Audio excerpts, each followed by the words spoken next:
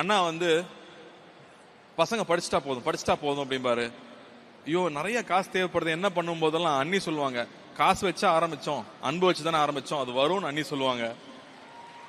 அப்படி அண்ணி சொல்லலைன்னா இவர் எப்படி தொடர்ந்து ஓட முடியும்? எனக்கு இன்னொரு இன்சிடென்ட் ஞாபகம் இருக்கு. ஏன்னா நான் வீட்டுல சின்ன வயசுல இருந்து பார்த்த விஷயங்கள் தான் நமக்கும் இன்ஸ்பிரேஷனா இருக்கு. நம்மளும் மத்தவங்களுக்கு செய்யணும்னு நினைக்கிறோம். கோவிட் டைம்ல நினைக்கிறேன் நிறைய ஹாஸ்பிட்டல்ஸ்ல வந்து சில கருவிகள்லாம் கிடைக்கலங்கிறப்போ அண்ணி வந்து நான் பண்றேன் அப்படின்னு சொல்லிட்டு, இதுக்கும் கல்விக்கும் சம்மந்தம் இல்லை, ஆனா அங்க ஒரு தேவை இருக்குன்னு அகரம் மூலமா தான் நமக்கு தெரியுது. அகரம் மூலமா தான் ஒரு சின்ன சின்ன கிராமத்துல ஒரு தேவை இருக்குன்னு நமக்கு தெரியுது. ஏன்னா எல்லா சின்ன சின்ன இடங்களையும் நம்ம பசங்க இருக்காங்க. அப்ப தொடர்ந்து அதை செஞ்சாங்க. அம்மா பார்த்தோம்னா கண்ணுக்கே தெரியாது, எப்பா அந்த வீட்டுல வேலை செய்யறம்மா உங்ககிட்ட சொல்லல, ஃபீஸ் கட்ட முடியலன்னு சொல்லி நான் காசு கொடுத்துட்டேன் அப்படிம்பாங்க. சின்ன வயசுல அப்பா பார்த்திருக்கேன். நம்மளோட புத்திசாலித்தனம் என்ன, 10 ரூபா செலவு பண்ண வேண்டிய இடத்துல 5 ரூபா செலவு பண்ணா நீ புத்திசாலி இல்லையா, அப்படிதான் நம்ம கத்துக்கிட்டு இருக்கோம்.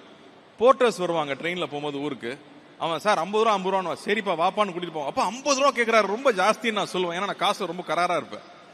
50 ரூபான்னு சொல்லிட்டே வர்றாரு. எனக்கு 50 ரூபா கொடுக்குறாருன்னு இருக்கும். அங்க போனா 100 ரூபா எடுத்து கொடுப்பாரு. எப்பா 50 ரூபாயே ஜாஸ்தி, 100 ரூபாய் ஏன்பா கொடுப்பீங்கன்னு கேட்டா, அந்த 100 ரூபா வச்சு அவன் வீடு கட்டிடுவானா, அவன் போனா பிள்ளைக்கு ஏதாவது சாப்பிட்றதுக்கு வாங்கி கொடுப்பான்னு சொல்லுவாரு. எனக்கு இது நான் வந்து ஒரு 10 வயசுல நான் கேட்ட கதை இது. ஆனா இன்னைக்கு வரைக்கும் அதை மறக்கவே இல்லை. சோ இந்த மாதிரி ஒரு விஷயத்த நான் தொடர்ந்து கேட்டுக்கிட்டே இருக்கேன்.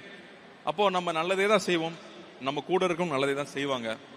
இந்த பாதை தொடரணும் அப்படின்னு ரொம்ப ஆசைப்படுறேன். அதுக்கு இன்னும் நிறைய பேர் கை சேர்க்கணும்னு நான் கேட்டுக்கிறேன். இன்ஃபேக்ட் தியாதேவ் 2 பேருமே வந்து மாதம் 300ல வந்து அவங்களோட பாக்கெட் மணியை கொடுத்துட்டு இருக்காங்கன்னு இப்பதான் எங்களுக்கு சொன்னாங்க. எனக்கு ரொம்ப சந்தோஷமா இருந்துச்சு. சோ தொடர்ந்து அடுத்தவங்க நல்லா இருக்கணும்னு நினைக்கிறவங்க தயவு செஞ்சு அகரம் கூட சேருங்க.